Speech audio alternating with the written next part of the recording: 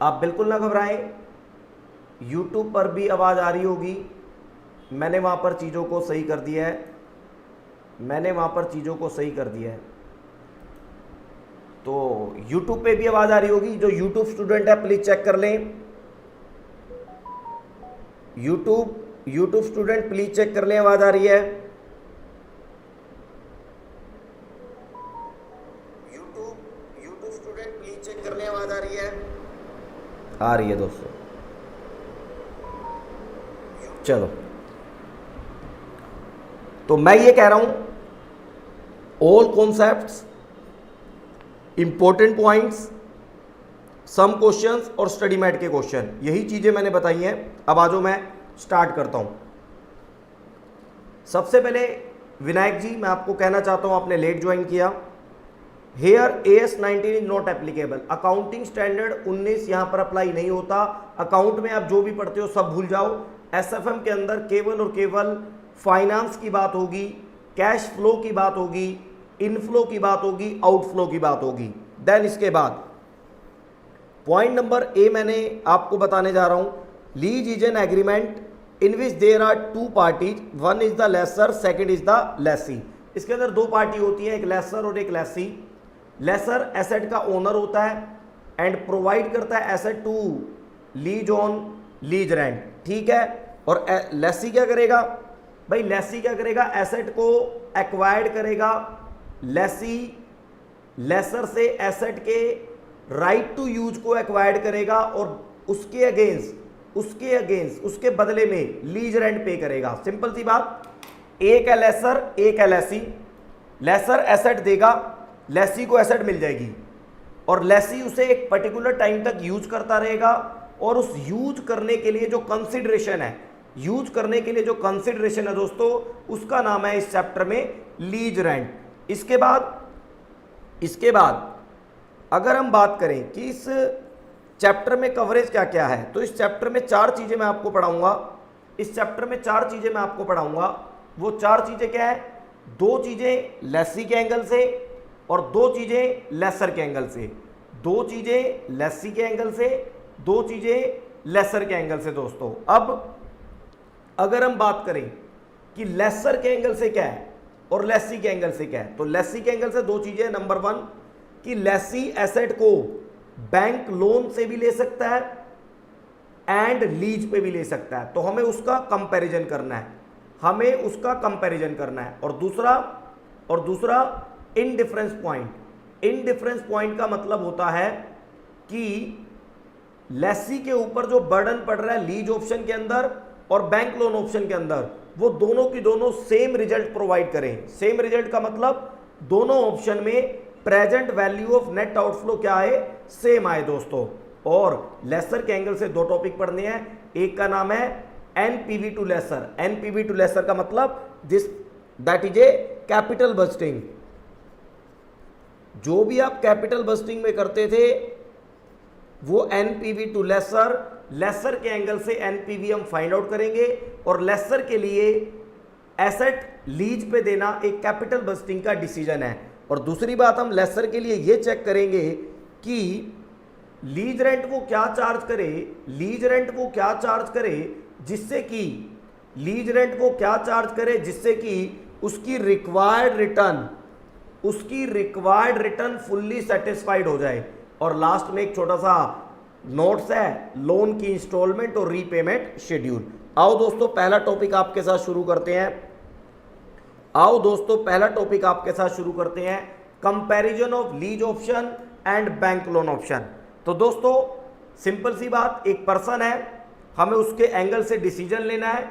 एक पर्सन होता है यहाँ पर, उसके एंगल से मुझे ये डिसाइड करना है कि जो एसेट है वो लीज पे लेके यूज करें या दोस्तों लीज पे लेके यूज करें या फिर हम बैंक लोन ले और उस एसेट को परचेज कर लें। तो अगर हम लीज पे लेने की बात करते हैं तो उसे बोलते हैं लीज ऑप्शन। और अगर हम बैंक लोन लेके परचेज की बात करते हैं तो उसे बोलते हैं बैंक लोन ऑप्शन। दोस्तों अब इसके बाद दोस्तों दो ऑप्शन है, दोनों को कंपेयर करना है। दोनों के अंदर क्या करेंगे, we find out present value of net outflow under bank under both option, और option having lower present value of net outflow will be selected. क्या करेगा भाई पर्सन, क्या करेगा भाई पर्सन, क्या करेगा फर्स्ट टॉपिक में पर्सन क्या करेगा, first option lease option, second option bank loan option. हम लीज ऑप्शन के अंदर पर्सन के एंगल से, लेसी के एंगल से present value of net outflow find out कर लेंगे, बैंक लोन ऑप्शन के अंदर present value of net outflow find out कर लेंगे, और फाइनली उस ऑप्शन को एक्सेप्ट करेंगे, फाइनली उस ऑप्शन को एक्सेप्ट करेंगे जहां पर present value of net outflow minimum होगा, कम होगा, लोअर होगा। इसके बाद सबसे बड़ी बात यह आती है कि how to find out present value of net outflow under both option. तो दोस्तों यहां पर एक ही बात ध्यान करना, यहां पर एक ही बात ध्यान करना कि लीज ऑप्शन के अंदर 2 कैश फ्लो होते हैं, बैंक लोन के अंदर 5 कैश फ्लो होते हैं। लीज के अंदर 2, बैंक के अंदर 5। एक बार जोर से बोल दो, अनम्यूट करके ये बात आप बोल दो, क्योंकि ये बात आपको एग्जाम तक रहनी चाहिए याद। अपना माइक अनम्यूट करके सभी की सभी, मैं खुद आपको राइट देता हूं, ये बात मेरे साथ बोलो, लीज के अंदर 2 चीजें, बैंक लोन के अंदर 5 चीजें। यस, ये आपको एग्जाम तक याद रखना है, एग्जाम तक, कि लीज के अंदर 2 चीजें होती हैं, बैंक लोन के अंदर 5 चीजें होती हैं। Yes yes yes, thank you. सभी की सभी म्यूट कर ले, आगे मैं सेशन को बढ़ाता हूं। तो लीज के अंदर 2, बैंक के अंदर 5। मैं ये क्यों आपको याद करने को बोल रहा हूं, मैं इसलिए याद करने को बोल रहा हूं क्योंकि जब क्वेश्चन की लैंग्वेज होती है ना, क्योंकि जब क्वेश्चन की लैंग्वेज होती है तो हम कंफ्यूज हो जाते हैं कि क्वेश्चन का आंसर स्टार्ट कहां से करें। लेकिन अगर आपको ये चीज याद होगी कि लीज के अंदर 2 चीजें होती हैं, बैंक लोन के अंदर 5 चीजें होती हैं, तो देन आपको क्वेश्चन के आंसर को स्टार्ट करने में कभी भी प्रॉब्लम नहीं होगी। आओ अब जानते हैं लीज के अंदर 2 चीजें कौन सी होती हैं। तो first one, payment of lease rent. First one, भाई मैंने अगर एसेट को लीज पे लिया है तो मुझे रेंट देना पड़ेगा, तो मैं जो लीज रेंट पे करूंगा वो मेरे लिए आउटफ्लो होगा, वो मेरे लिए क्या होगा, आउटफ्लो होगा। And number 2, tax saving on lease rent, क्योंकि लीज रेंट का पे होना लेसी के लिए एक रिवेन्यू एक्सपेंडिचर है जो वो P&L में डेबिट करेगा और उसे टैक्स की क्या मिलेगी, सेविंग मिलेगी। तो कहने का मतलब लीज के अंदर 2 चीजें कौन सी, नंबर 1 लीज रेंट की payment outflow, tax saving on lease rent inflow. आओ चलते हैं बैंक लोन ऑप्शन पे, आओ चलते हैं बैंक लोन ऑप्शन पे। Bank loan option, a person take bank loan and purchase asset. लेकिन ध्यान देने वाली बात यह है कि बैंक लोन ऑप्शन के अंदर 5 कैश फ्लो क्या होंगे। तो नंबर 1, आपने जो लोन लिया होगा उसका प्रिंसिपल वापस करना होगा, तो पेमेंट ऑफ प्रिंसिपल आउटफ्लो होगा। प्रिंसिपल के ऊपर टैक्स सेविंग नहीं मिलती क्योंकि ये कैपिटल पेमेंट है, कैपिटल पेमेंट है, लोन की रीपेमेंट है। लेकिन आप जब किसी से लोन लेते हैं तो आपको इंटरेस्ट भी देना होगा, तो पेमेंट ऑफ इंटरेस्ट होगा मेरे दोस्तों। लेकिन इंटरेस्ट एक रिवेन्यू एक्सपेंडिचर होता है, तो इंटरेस्ट के ऊपर हमें एज ए ओनर टैक्स की क्या मिलेगी, सेविंग मिलेगी दोस्तों। तो हम क्या करेंगे, first one payment of principal outflow, payment of interest on loan outflow, interest के ऊपर टैक्स सेविंग, इंटरेस्ट के ऊपर टैक्स सेविंग क्या होगा, इंटरेस्ट के ऊपर टैक्स सेविंग इनफ्लो होगा। और दोस्तों बैंक का लोन लेके हमने एसेट को परचेज किया, अब मैं मालिक हूं क्योंकि मैं लोन तो धीरे धीरे पे कर ही दूंगा। अब मैं मालिक हूं, तो मालिक होने की वजह से ओनर की बुक्स में डेप्रिसिएशन चार्ज होगा।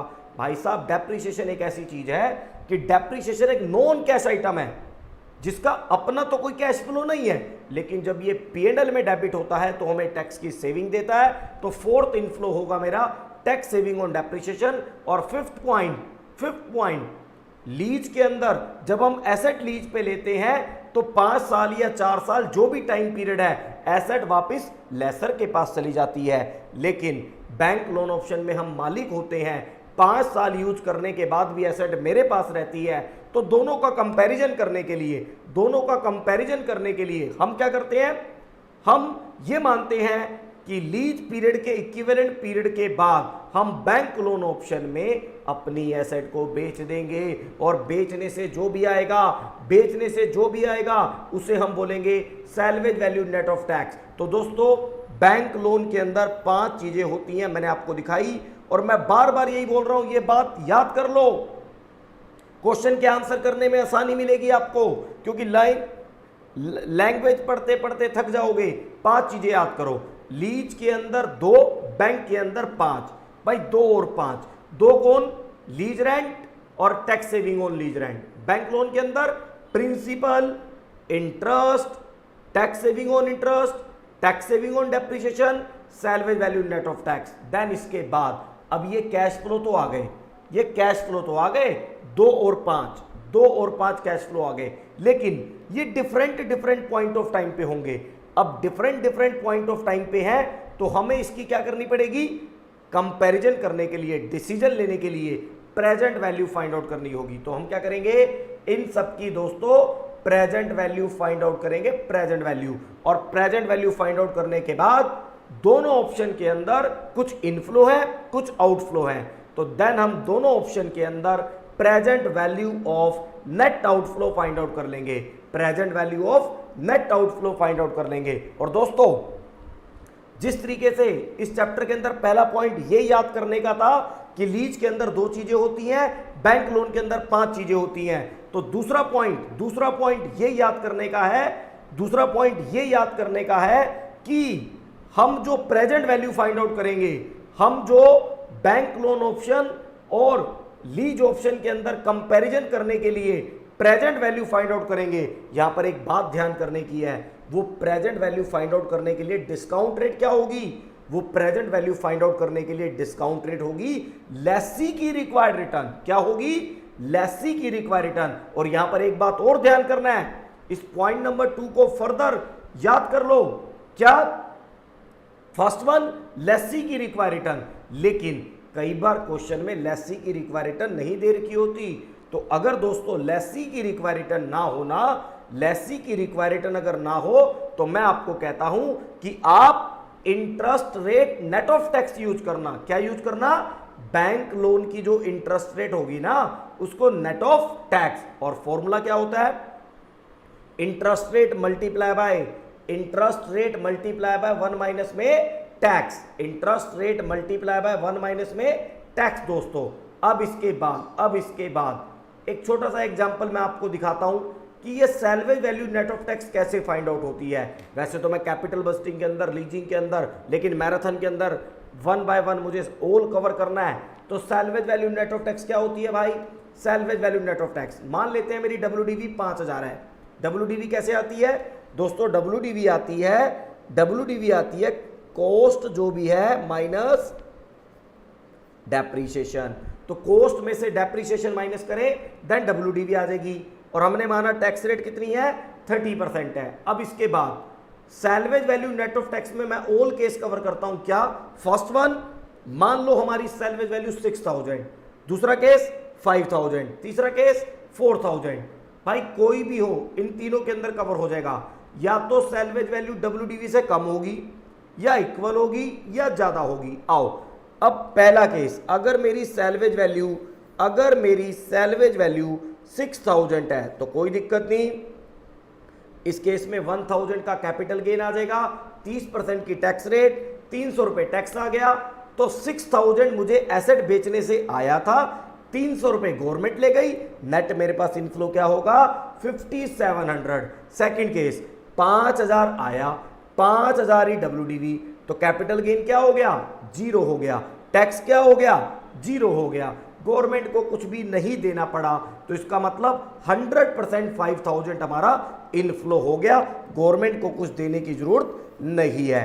तीसरा केस, हमारी सैल्वेज वैल्यू 4000, अच्छा जी, एसेट बेचने से कितना आया, 4000 आया, लेकिन WDV क्या है, बुक्स की WDV क्या है, 5000। तो इसका मतलब 1000 का क्या हो गया, लॉस हो गया।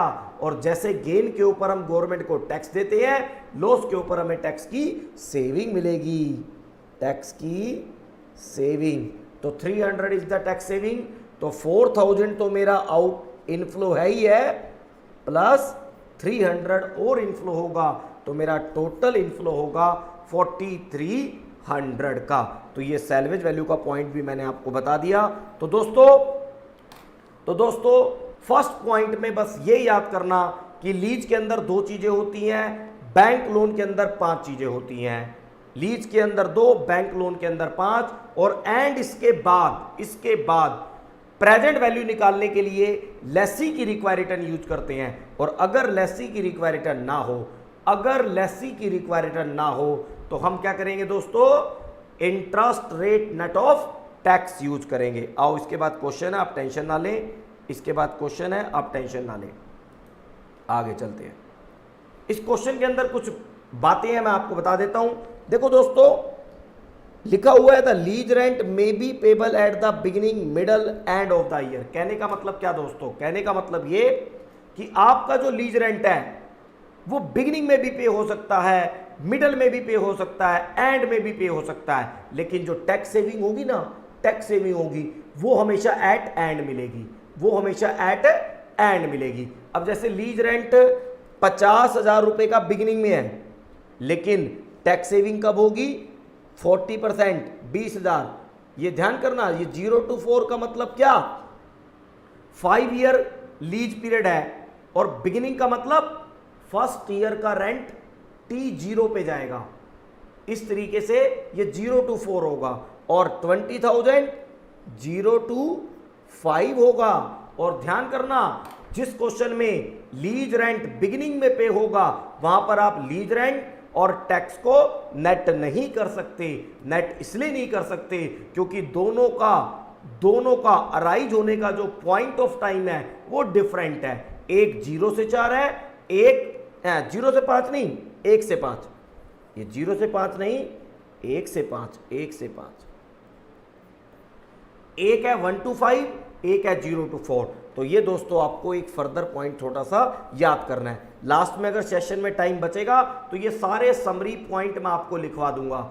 अभी तक पहला पॉइंट हुआ लीज में 2 चीजें, बैंक लोन में 5 चीजें। दूसरा पॉइंट हुआ लेसी की रिक्वायर रिटर्न यूज करेंगे, लेसी की रिक्वायर रिटर्न ना हो तो interest rate net of tax use करेंगे। तीसरा पॉइंट ये हुआ कि लीज रेंट कभी भी पे हो, बिगिनिंग में पे हो, तो हम अपना टैक्स सेविंग एट एंड हमेशा कंसीडर करेंगे। आओ आगे। और ये देख रहे हो तुम, ये 0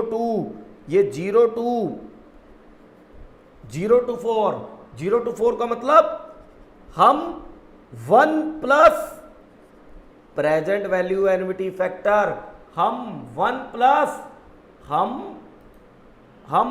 plus present value annuity factor एक पर्टिकुलर रेट पे और एक पर्टिकुलर रेट पे 4 के ले लेंगे। 0 to 4 का मतलब 0 के लिए 1 और एक पर्टिकुलर रेट पे एन्युटी फैक्टर ले लेंगे 1 से 4 के, और 1 से 5 तो आप पहले से ही जानते हैं। तो छोटी छोटी बातें हैं जो आपको ध्यान रखनी है और आगे बढ़ जाना है। तो ये क्वेश्चन है, आपने बहुत सारे क्वेश्चन किए हैं मेरे साथ रेगुलर क्लास में, लेकिन मैराथन में मैं आपको main point, main concept cover करते हुए आगे लेके जाऊंगा। तो अभी तक 3 मेन पॉइंट निकल के आते हैं। फर्स्ट वन लीज के अंदर 2 चीजें होती हैं, बैंक लोन के अंदर 5 चीजें होती हैं। यहां पर प्रेजेंट वैल्यू के लिए लेसी की रिक्वायर रिटर्न होगी, इंटरेस्ट नेट ऑफ टैक्स होगी अगर लेसी की रिक्वायर रिटर्न ना हो। लीज रेंट अगर बिगिनिंग में हो तो सावधान, लीज रेंट अगर बिगिनिंग में हो तो सावधान रहना भाई। लीज रेंट अगर बिगिनिंग में हो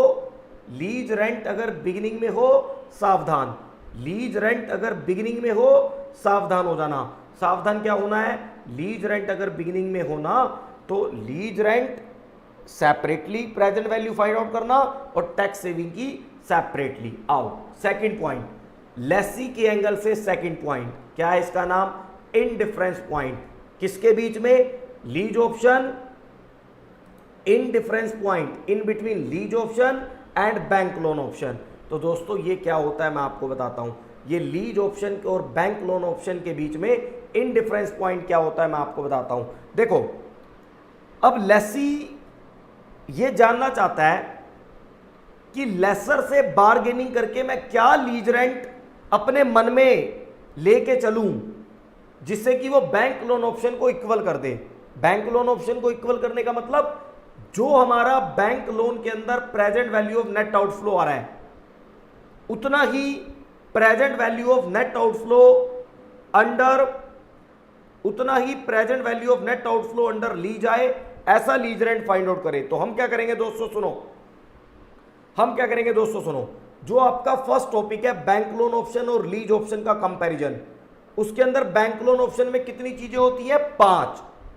तो उन्हीं 5 चीजों को लेते हुए principal, interest, tax saving on interest, tax saving on depreciation, salvage value net of tax, उन्हीं 5 चीजों को लेते हुए मैं इस टॉपिक के अंदर present value of net outflow under bank loan option normal way में फाइंड आउट कर लूंगा। मैं ये नॉर्मल वे में फाइंड आउट कर लूंगा as per concept discuss in topic number 1। लेकिन जैसे ही तुम्हारा दोस्तों बैंक लोन ऑप्शन के अंदर present value of net outflow आएगा तो सेकंड काम क्या करोगे, लीज के अंदर 2 चीजें होती हैं, पहली चीज लीज रेंट, दूसरी चीज टैक्स सेविंग। तो हम दूसरा काम ये करेंगे दोस्तों, लीज रेंट को x मानते हुए by assuming lease rent equal to x, then we find out present value of net outflow under lease option. तो हम क्या करेंगे दोस्तों, वही पहले वाला काम, बस इतना सा चेंज है कि लीज रेंट की यहां वैल्यू नहीं दे रखी होगी, हम उसे x मानते हुए और टैक्स सेविंग फाइंड आउट करते हुए present value of net outflow निकालेंगे अंडर लीज। और अंडर बैंक लोन ऑप्शन तो ऑलरेडी हम फाइंड आउट कर चुके होंगे 5 चीजों को लेके। देन इसके बाद इनडिफरेंस पॉइंट का मतलब ऐसा पॉइंट जहां पर 2 ऑप्शन सेम रिजल्ट प्रोवाइड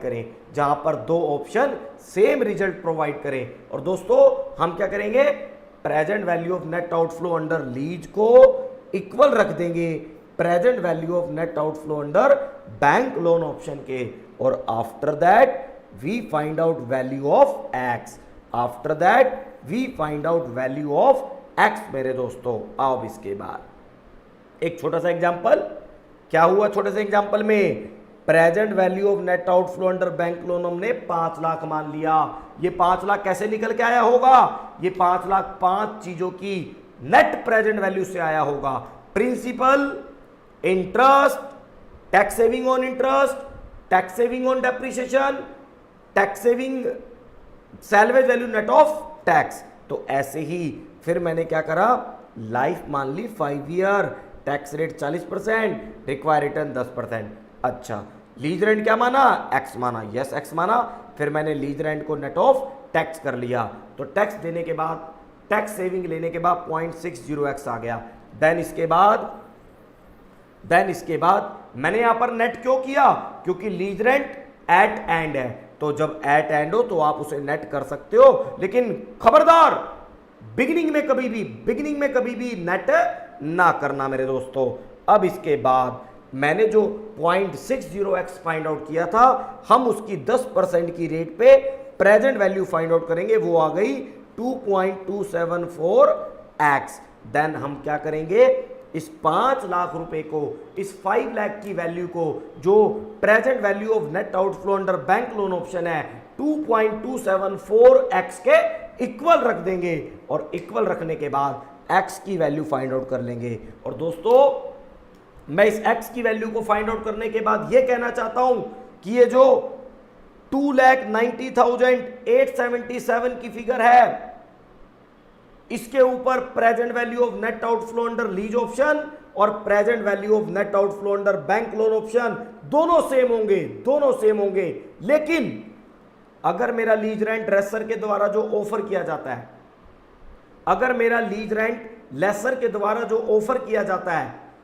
इस 2,90,877 से ज्यादा होता है, तो लीज के अंदर प्रेजेंट वैल्यू नेट आउटफ्लो ज्यादा आ जाएगा, बैंक के अंदर कम आ जाएगा। कहने का मतलब लीज रेंट की इस फिगर पे, लीज रेंट के इस अमाउंट पे दोनों ऑप्शन सेम रिजल्ट देंगे, दोनों ऑप्शन सेम रिजल्ट देंगे, और इससे ज्यादा लीज रेंट है तो लीज सही नहीं है, इससे कम लीज रेंट है तो लीज हमारा बेनिफिशियल है, क्योंकि ये फाइंड आउट होने वाली फिगर, ये फाइंड आउट होने वाली लीज रेंट की फिगर इनडिफरेंस पॉइंट पे है। इनडिफरेंस पॉइंट का मतलब ऐसा पॉइंट जहां पर दोनों ऑप्शन की present value of net outflow क्या होगी, सेम होगी।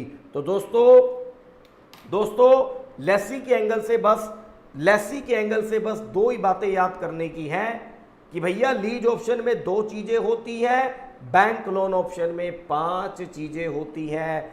प्रेजेंट वैल्यू फाइंड आउट करने के लिए लेसी की रिक्वायर्ड रिटर्न यूज होती है, और लेसी की रिक्वायर्ड रिटर्न ना दे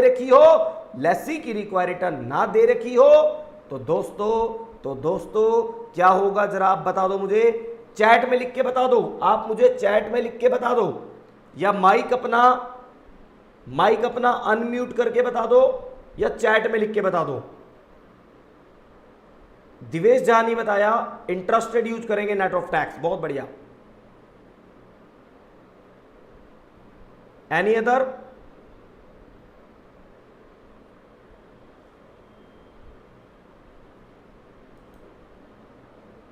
चलो दोस्तों, आप चैट में भी लिख सकते हैं, कोई दिक्कत नहीं है, आप चैट में भी लिख सकते हैं, not an issue. You right your answer in chat box also, कोई दिक्कत नहीं है। ठीक है दोस्तों, चलो ठीक है। ये मैं कैपिटल बस्टिंग के और लीजिंग के दोनों की दोनों नोट्स टेलीग्राम में अपलोड कर दूंगा, आप वहां से डाउनलोड कर देना। और जैसे ही मैं कहता हूं कि मेरा लीजिंग चैप्टर खत्म विद मैराथन, तो दोस्तों आपके 25 number complete as per your study material. Section number A investment decision 100% आपका कंप्लीट है after today session which name leasing marathon. दोस्तों आओ अब आगे चलते हैं।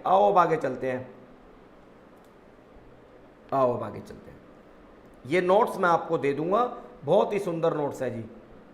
आओ, अब एक बीच में छोटा सा टॉपिक आता है, एक्चुअल में ये टॉपिक नहीं है, ये कैलकुलेशन पार्ट है।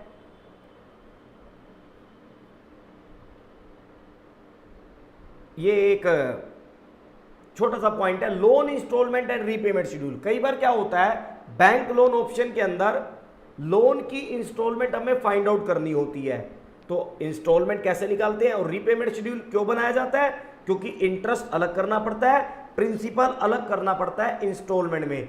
क्यों करना पड़ता है? वो इसलिए करना पड़ता है क्योंकि इंटरेस्ट के ऊपर सरकार जो ये मोदी सरकार है, मोदी नहीं मतलब कोई भी सरकार हो, इंटरेस्ट के ऊपर टैक्स की सेविंग मिलती है। ये इनकम टैक्स वाले इंटरेस्ट के ऊपर टैक्स की सेविंग देते हैं, इसलिए हमें इंस्टॉलमेंट के 2 टुकड़े करने होते हैं, वो रीपेमेंट शेड्यूल बना के होते हैं। जया प्रजापति जी कह रही है कैपिटल बस्टिंग का 3rd पार्ट कब आएगा? आपको इस संडे तक अपलोड मिल जाएगा, इस संडे तक आपको अपलोड मिल जाएगा, आप टेंशन ना ले, मुझे सब याद है। आओ, लोन 10,000, 10% की रेट, टाइम 5 ईयर, 1 लाख है, ये 1 लाख है, ठीक है, 1 लाख रुपए है। आगे बढ़ो, इंस्टॉलमेंट कैसे निकलेगी दोस्तों? इंस्टॉलमेंट का फॉर्मूला होता है जो भी लोन का अमाउंट है उसको डिवाइड कर दो प्रेजेंट वैल्यू एनविटी फैक्टर से, दोस्तों। और इसके बाद ये आपका क्या आ गया? 26,385 इंस्टॉलमेंट अमाउंट आ गया, दैट इज 1 लाख। हमने क्या करा? 1 लाख को डिवाइड किया, 1 लाख को डिवाइड करा किससे? प्रेजेंट वैल्यू एनविटी फैक्टर 10% की रेट और 5 ईयर पे, 10% की रेट और 5 ईयर पे। तो हमारी पर एनम इंस्टॉलमेंट क्या आ गई? 26,385। और रीपेमेंट शेड्यूल कैसे बनता है भाई साहब? रीपेमेंट शेड्यूल बनता है 5 है, 1 2 3 4 5। सबसे पहले लिखो beginning loan 1 lakh, 10% rate of interest plus कर दो इंटरेस्ट और इंस्टॉलमेंट माइनस कर दो। इस इंस्टॉलमेंट में प्रिंसिपल भी है, इंटरेस्ट भी है, देन आपके पास क्लोजिंग अमाउंट ऑफ लोन आ जाएगा। देन वो बिगिनिंग बन जाएगा, फिर इंटरेस्ट। इस तरीके से 5 ईयर का आप करते रहो और लास्ट में 5th ईयर के बाद वैल्यू 0 आनी चाहिए। और उसके बाद ये जो इंटरेस्ट की फिगर है, आप इसके ऊपर क्या निकालेंगे, टैक्स की सेविंग निकालेंगे, क्योंकि बैंक लोन ऑप्शन में जो 5 चीजें होती हैं उसमें भोले बाबा की तीसरी आंख, शिवजी जी की तीसरी आंख, बैंक लोन ऑप्शन के अंदर तीसरी चीज क्या होती है, टैक्स सेविंग ऑन इंटरेस्ट। तो रीपेमेंट शेड्यूल बनाने के बाद आपको पता लग जाएगी। आगे आ जाओ। लेकिन पता है कई बार क्या होता है भाई साहब, कई बार क्या होता है, लोन की इंस्टॉलमेंट एंड में ना होके बिगिनिंग में हो जाती है। कई बार लोन की instalment to be payable at the beginning, तो घबराना नहीं। अगर भैया बिगिनिंग में हो ना, तो इंस्टॉलमेंट निकालने के लिए लोन अमाउंट को डिवाइड करना present value annuity factor, rate of interest मान लो 10% है, तो यहां पर करना 0 से 4, क्योंकि बिगिनिंग का मतलब फर्स्ट ईयर की इंस्टॉलमेंट 0 पे चली जाएगी, तो 0 to 4। और 0 to 4 कैसे करोगे, 1 to 4 जो है उसमें अलग से 0 के लिए 1 ऐड कर दोगे। हाँ सर समझ आ गया, आगे बढ़ो। यस, मैं रिवीजन करवाने आया हूं। मैराथन का मतलब एक लंबी दौड़, लंबी रेस। रिवीजन कर लो, रिवीजन, और एग्जाम तक सारी रिवीजन हो जाएगी। ये 1 लाख को 4.17 से डिवाइड किया, ये 4.17 क्या है, ये है 1 plus 3.17। What is the meaning of 3.17? 3.17 is the present value annuity factor कब के, 1 to 4 के। चलो जी दोस्तों, इसी तरीके से अब आपकी इंस्टॉलमेंट आ गई 23,981। तो आप इसका रीपेमेंट शेड्यूल बनाने के लिए क्या करोगे, आप इसका 1 लाख रुपए का लोन है, इंटरेस्ट नहीं लगेगा, क्योंकि 0 का टाइम लैप्स पे इंटरेस्ट लगता है, टाइम के बीत जाने पे इंटरेस्ट लगता है। जब टाइम ही नहीं बीता, हमने लोन लेते ही इंस्टॉलमेंट दे दी 23,981, 26,019। रियल लाइफ में क्या होता है, इसे बोलते हैं एडवांस ईएमआई। इस रियल लाइफ में, प्रैक्टिकल लाइफ में इस ऑप्शन को क्या बोलते हैं, एडवांस ईएमआई। इक्वल मंथली है तो यहाँ पे ईयरली, एडवांस इंस्टॉलमेंट बोलते हैं। तो बैंक वाला हमें लोन में से इंस्टॉलमेंट काट के ही पे कर देता है। तो देन इसके बाद अपना फर्दर 4 सालों का रीपेमेंट शेड्यूल आप बना लेना, 4 सालों की टैक्स सेविंग आप फाइंड आउट कर लेना। ठीक है दोस्तों, अब इसके बाद आगे यहां तक की चीजें लेसी के एंगल से खत्म हो जाती हैं।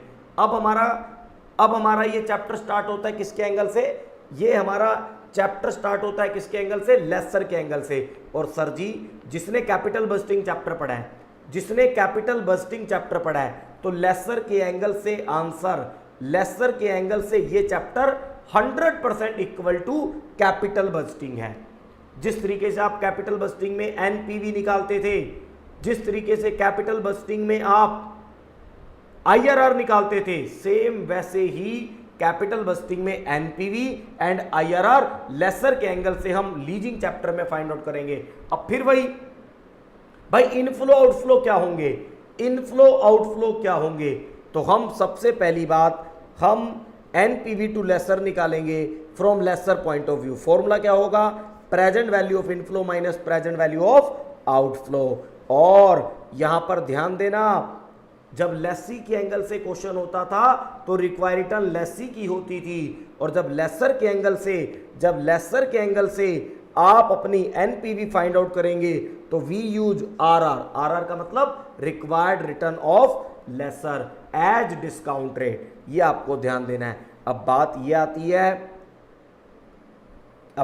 आती है कि अबव कैलकुलेटेड एनपीवी पॉजिटिव हो सकती है, नेगेटिव हो सकती है, जीरो हो सकती है। और एनपीवी टेक्निक आपने पढ़ी हुई है, एनपीवी अगर पॉजिटिव आए तो हम एसेट को लीज पे देंगे, एनपीवी अगर नेगेटिव आए तो एसेट को लीज पे नहीं देंगे, एनपीवी अगर जीरो आए तो एसेट को लीज पे देंगे या नहीं देंगे, इसका डिसीजन हम नॉन फाइनेंशियल फैक्टर पे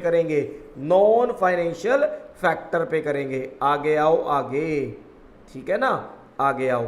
लेकिन सबसे बड़ी बात आती है कि भैया कैश फ्लो क्या आएंगे, NPV to lessor find out करते समय कैश फ्लो क्या आएंगे। तो सिंपल सी बात है भाई, 5 चीजें याद कर लो, 5 चीजें खुद सोच के देखो। लेसर जब एसेट को लेसी को देगा तो एसेट खुद परचेज करेगा, तो purchase cost of asset outflow, और बदले में क्या मिलेगा, लेसर को बदले में लीज रेंट मिलेगा, रिसीवेबल इनफ्लो, और उसके बाद tax payment on lease rent outflow, tax payment on lease rent outflow, क्योंकि अगर आपको लीज रेंट इनकम है तो आपको टैक्स भी देना पड़ेगा। लेकिन आप खुद ओनर है एज ए लेसर, तो आपको इस डेप्रिसिएशन के ऊपर क्या मिलेगी, टैक्स की सेविंग मिलेगी। और कंपैरिजन करने के लिए आप अपनी एसेट को सेल मानेंगे और salvage value net of tax भी आपका क्या होगा, इनफ्लो होगा। तो दोस्तों लेसर के एंगल से पहली बात, ये कैपिटल बस्टिंग का डिसीजन है और इसके अंदर कितनी चीजें होती हैं, 5 चीजें होती हैं। First, purchase cost of asset outflow, lease rent receivable inflow, lease rent receivable inflow, lease rent receivable inflow, tax payment on lease rent outflow, tax payment on lease rent outflow, tax saving on depreciation inflow, tax saving on depreciation inflow, और salvage value net of tax क्या, inflow. हम इन सब की laser का, हम इन सब की लेसर की रिक्वायर्ड रिटर्न का यूज करके, हम लेसर की रिक्वायर्ड रिटर्न का यूज करके फाइंड आउट करेंगे दोस्तों, लेसर की रिक्वायर्ड रिटर्न का यूज करके फाइंड आउट कर लेंगे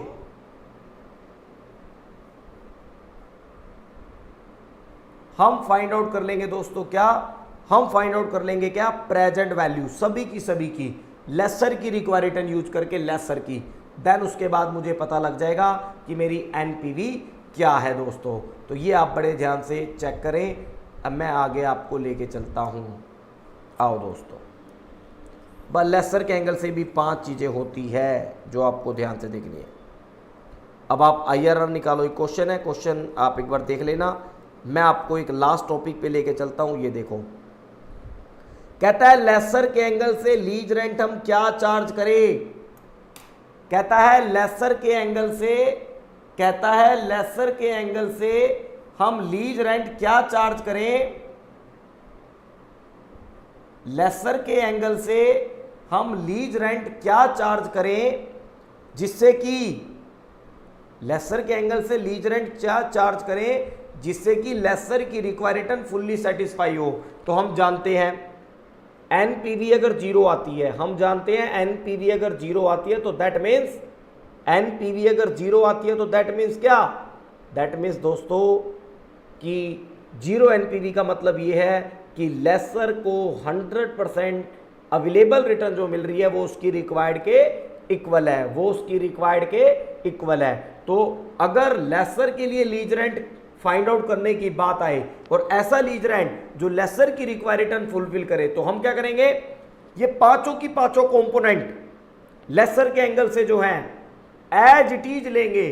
बस एक बात ध्यान करेंगे, जब लीज रेंट लेंगे ना, लीज रेंट, तो लीज रेंट की वैल्यू हम क्या रख लेंगे, एक्स रख लेंगे, एक्स। और जैसे ही आप लीज रेंट की वैल्यू एक्स रखोगे, all other calculation normal way में करोगे और एनपीवी को 0 रख के, एनपीवी को 0 रख के आप एक्स की क्या निकाल दोगे, वैल्यू निकाल दोगे।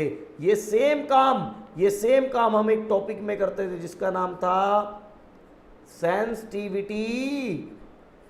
ध्यान है, एक टॉपिक मैंने आपको पढ़ाया था कैपिटल बस्टिंग में, एक टॉपिक मैंने आपको पढ़ाया था कैपिटल बस्टिंग में जिसका नाम क्या था, सेंसिटिविटी एनालिसिस था, जिसका नाम क्या था, सेंसिटिविटी एनालिसिस था। तो ये आप बड़े ध्यान से दोस्तों मेरे साथ चेक कर ले, सेंसिटिविटी एनालिसिस, एनपीवी 0 रख के लीज रेंट की वैल्यू एक्स फाइंड आउट हो जाएगी, लीज रेंट की वैल्यू एक्स फाइंड आउट हो जाएगी।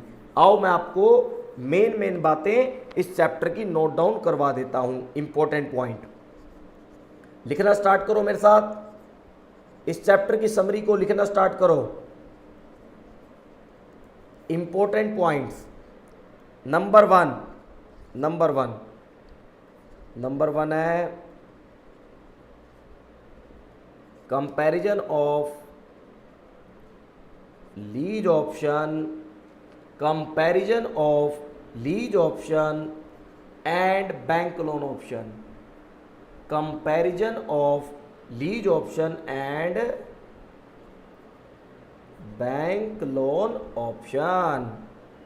मेन पॉइंट मेरे साथ लिख लो, comparison of lease option and bank loan option. आओ जी, comparison of lease option and bank loan option. और ये किसके एंगल से है, ये ध्यान रखना, ये है from Lesi point of view, ये है from Lesi point of view. ठीक है, कौन कौन से ऑप्शन है, दो ऑप्शन है, फर्स्ट वन लीज ऑप्शन और second one bank loan option, bank loan option, lease option. और ये ध्यान देने वाली बात है कि लीज ऑप्शन के अंदर दो चीजें होंगी, बैंक लोन ऑप्शन के अंदर 5 चीजें होंगी। बस इन 2 और 5 चीजों को याद कर लो, क्या क्या होंगी भाई। पहली चीज होगी लीज रेंट, दूसरी चीज होगी टैक्स की सेविंग, और यहाँ 5 चीजें क्या होंगी भाई साहब, प्रिंसिपल। दूसरी चीज क्या होगी, इंटरेस्ट। तीसरी चीज क्या होगी, ये लिख लो फटाफट, इंपॉर्टेंट पॉइंट है, टैक्स सेविंग ऑन इंटरेस्ट। और फोर्थ क्या होगा, टैक्स सेविंग ऑन डेप्रिसिएशन। और फिफ्थ क्या होगा, salvage value net of tax. ठीक है, तो ये आपको फर्स्ट पॉइंट इंपॉर्टेंट में ध्यान करना है। सेकंड इंपॉर्टेंट पॉइंट इस चैप्टर की समरी में, सेकंड इंपॉर्टेंट पॉइंट आप फटाफट मेरे साथ नोट करें। सेकंड इंपॉर्टेंट पॉइंट क्या है, हम ये कहना चाहते हैं, we find out present value of net outflow, we find out present value of net outflow in point number 1 by using lessee RR, by using lessee RR। और लेकिन when lessee RR is not given, भाई लेसी की RR नहीं दे रखी, ओ लेसी की RR नहीं दे रखी, तो हम क्या करेंगे, ओ भाई हवन नहीं करेंगे, हम क्या करेंगे, interest rate net of tax use करेंगे। तो ये पॉइंट नंबर 2 है इंपॉर्टेंट का। Point number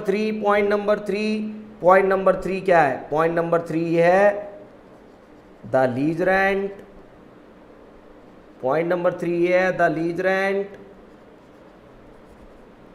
the lease rent may be payable, the lease rent may be payable in beginning, middle, या फिर एंड ऑफ द ईयर, या मंथली भी हो सकता है, कुछ भी हो, end of the year. but tax saving, but tax saving on, फटाफट इंपॉर्टेंट पॉइंट लिख लो, but tax saving on lease rent,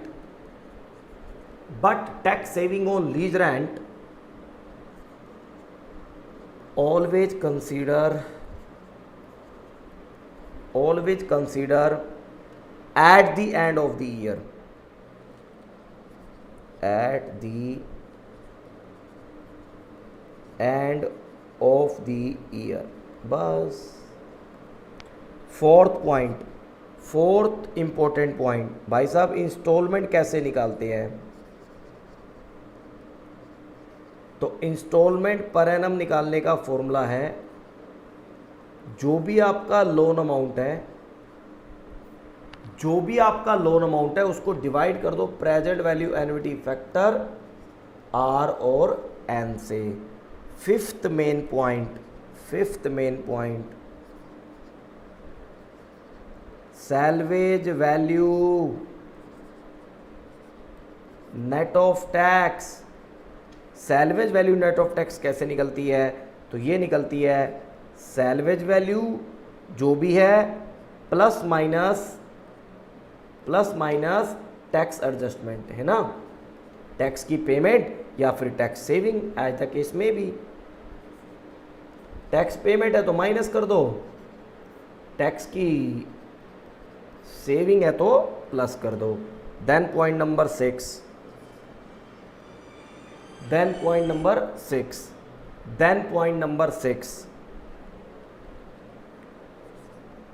from lesser point of view,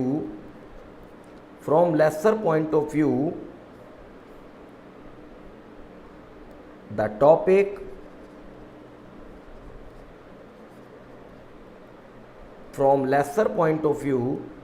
topic is similar to capital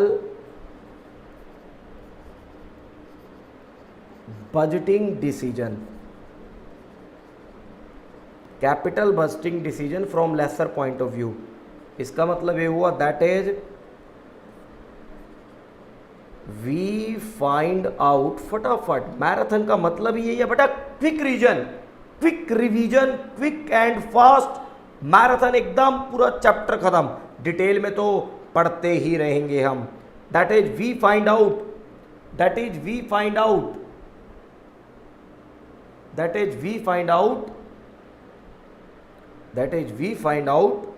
NPV / IRR to lessor. और ये बात यहां पर ध्यान देने वाली बात है, कैश फ्लो यहां पर भी 5 होते हैं। अरे 5 कौन से होते हैं भाई? Asset cost. क्या होते हैं? Asset cost. दूसरा क्या होता है? Lease rent.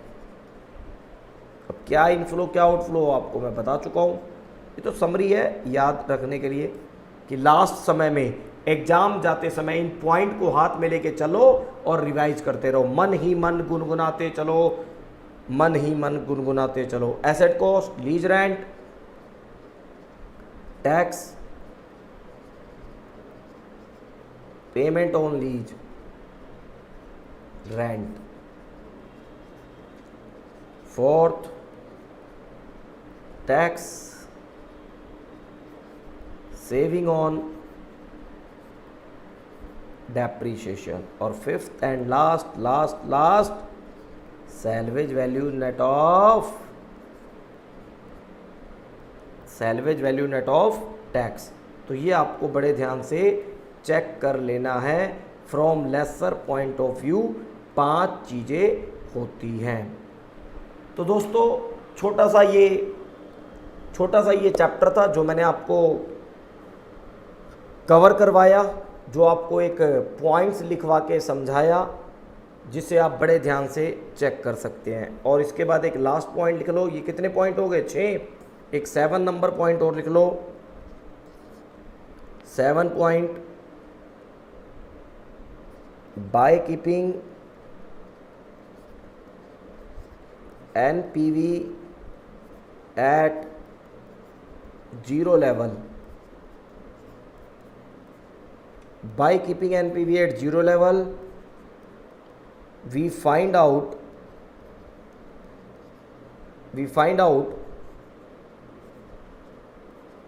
balancing figure of lease rent we find out balancing figure of lease rent on which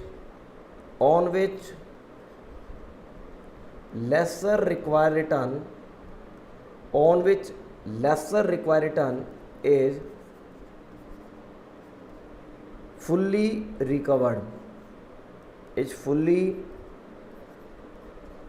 recovered या satisfied.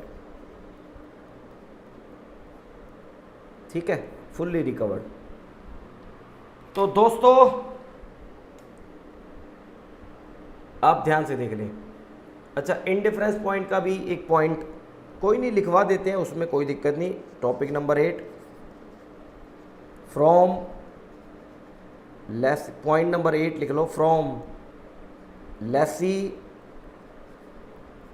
Point of view at indifference point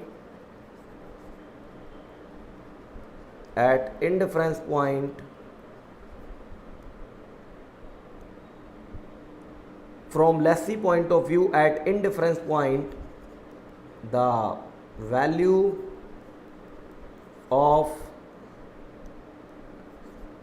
present value of net outflow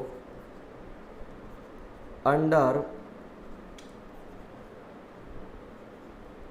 lease option and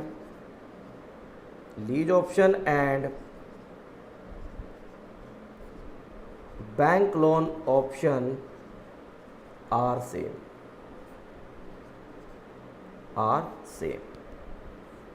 तो ये दोस्तों आपको बड़े ध्यान से बातें check कर लेनी है.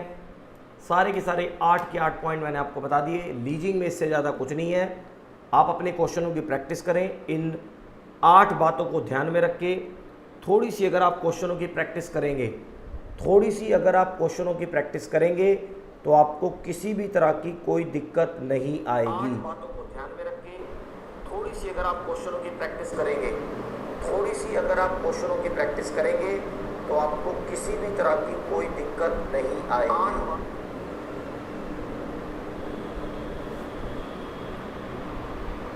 तो देखो दोस्तों ध्यान से फटाफट.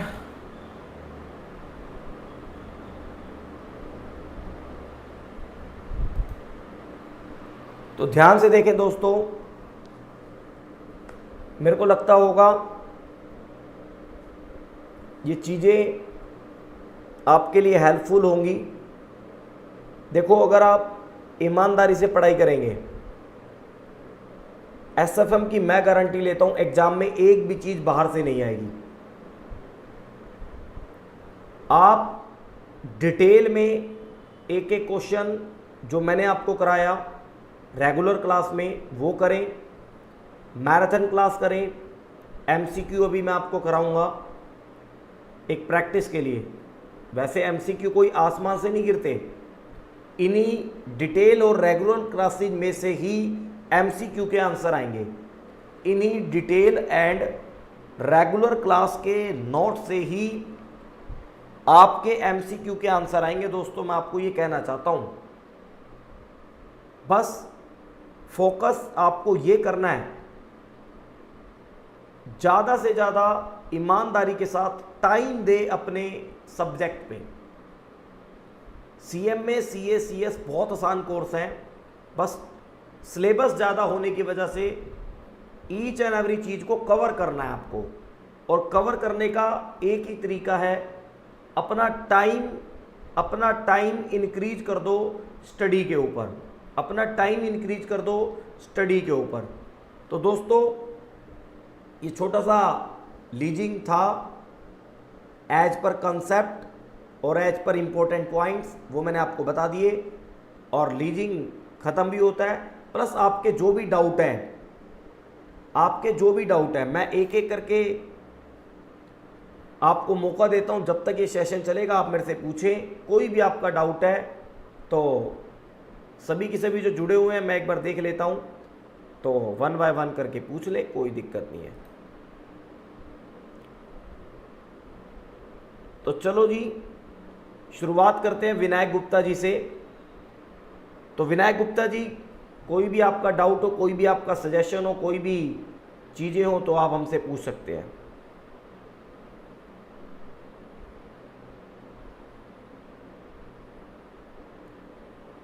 बिल्कुल बिल्कुल, मैं बिल्कुल जी नोट्स आपके टेलीग्राम चैनल पे शेयर कर दूंगा, आप बिल्कुल भी टेंशन ना लें।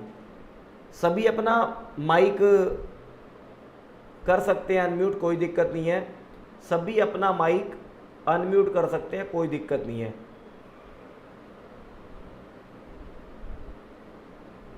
जो भी आपका डाउट हो मेरे से पूछ सकते हैं, और जो भी मीटिंग लेफ्ट करना चाहते हैं वो जा सकते हैं, कोई दिक्कत नहीं है। स्टडी करते रहें, आगे बढ़ते रहें। कोई भी डाउट हो पूछ लो सर आप।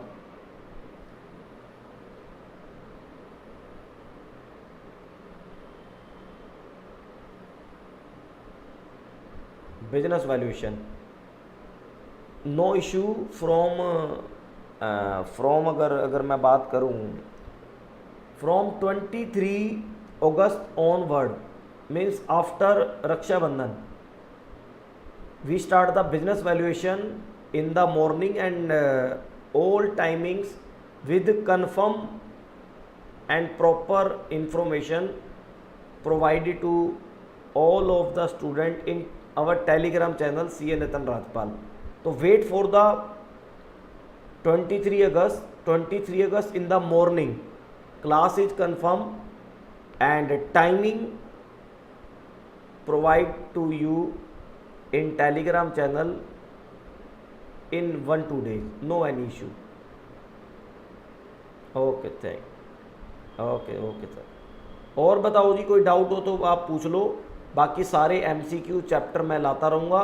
बाकी आप CA नितिन राजपाल टेलीग्राम से जुड़े रहें, वहाँ पर आपको पल पल भर की अपडेट आती रहेगी।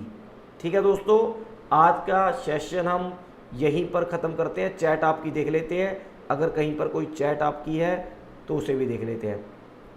हेलो सर नमस्ते, ठीक है। कैपिटल बजटिंग का थर्ड पार्ट जया प्रजापति, हम कोई दिक्कत नहीं है, वो अपलोड हो जाएगा 1-2 दिन में। इनडिफरेंस पॉइंट हो चुका है। Preeti Jaiswal thank you sir, thank you आपको भी, तो आपको भी, सभी को थैंक यू। देन हम आज का सेशन दोस्तों यहीं पर कंप्लीट करते हैं।